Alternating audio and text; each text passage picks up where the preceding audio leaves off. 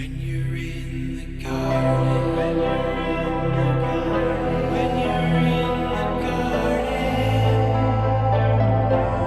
seed is everything. En este vídeo vamos a investigar acerca de los orígenes y aplicaciones del teorema de Taylor. Uno de los problemas que se planteaban en el pasado era la suma de una serie infinita de números para obtener un resultado finito.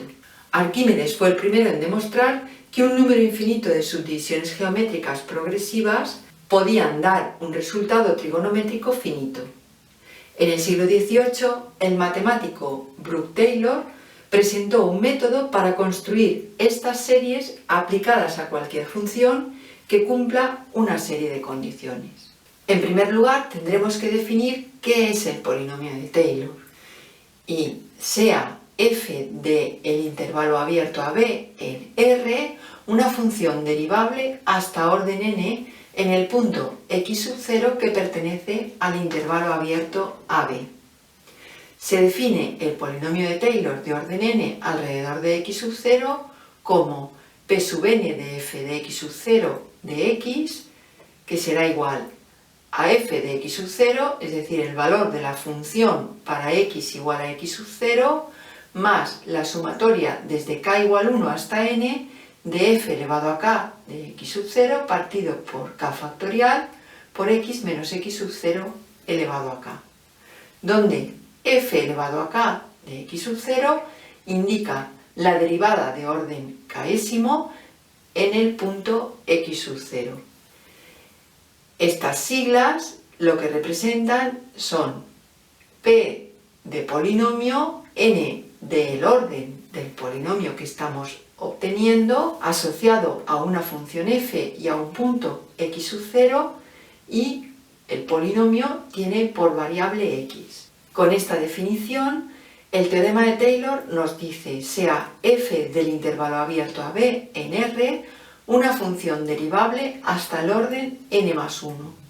Y dados x y x sub 0 que pertenecen al intervalo abierto a b, entonces existe un c entre x y x sub 0, tal que esta diferencia entre la función f de x y su polinomio de Taylor de orden n será igual a la derivada n más 1ésima aplicada sobre el c partido por n más 1 factorial por x menos x sub 0 elevado a n más 1.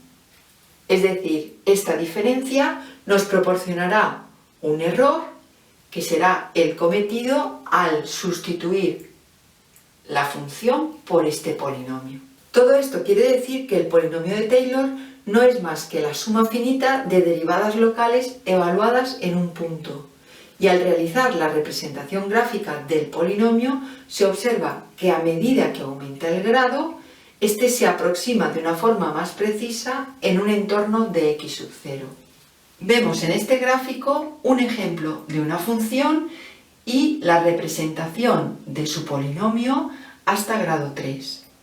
Podemos observar que en negro aparece la función f de x, en azul tendríamos la recta tangente en el punto x sub 0 f de x sub 0, en rojo veríamos su parábola tangente y como vemos se va aproximando más a la función, y en verde tendríamos la representación de una función polinómica de grado 3.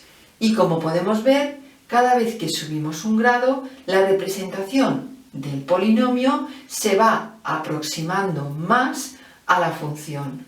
Obviamente, este polinomio nos dará un error, y ese error es el que podremos calcular con el teorema de Taylor.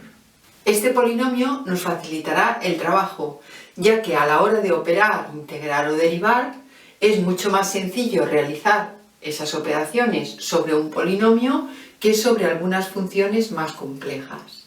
Vamos a ver algunas aplicaciones de este teorema. En matemáticas utilizaremos este teorema en la aproximación de valores, en la resolución de indeterminaciones o en la obtención de extremos relativos, entre otras cosas. Pero no solo en matemáticas, También, por ejemplo, en economía podemos utilizarlo en aquellos activos financieros cuyo precio no esté expresado como una función lineal.